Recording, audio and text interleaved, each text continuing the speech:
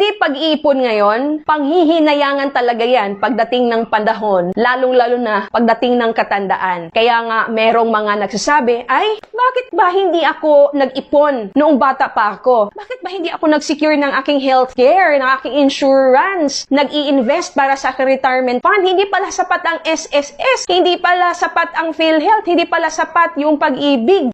Bakit nga ba hindi ko natutunan yan? Marami yung bakit, marami yung nanghihinayang, marami yung sana at sayang, wag na dapat ganito ang magiging comment kung meron kang gagawin ngayon. Yes, dahil sa bilis ng panahon, hindi mo na malayan, ay, 50 years old na, 60 years old na pala, 70 years old na pala, hindi man lang nakapaghanda sa katandaan. Kaya, syempre, ang cycle, aasa sa anak, which is, dapat maputol na. Kung halimbawa man, 40 years old ka ngayon, or 50, or kung ano man yung edad mo ngayon, basta, kung nais mo na magsimula na, abay, gawin mo na. Hindi na dapat palipasin pa ang panahon. Pwede kang maturuan dito sa International Marketing Group or IMG dahil ito ay isang financial education company. Yes, meron tayong mga face-to-face na training dito sa World Center Makati. Dito ako nag-office. Pwede kang magpunta kung malapit ka sa area na ito para mag-guide ka ng tama. Pwede ka rin namang umattend ng ating mga free live webinar para matuto paano makapag-ipon ng tama, saan ba pwedeng mapalago yung ipon para hindi namang hinayang sa mga lumipas na panahon. Aral bago invest. Kaya kung nais mo, just let me know so that I can guide you.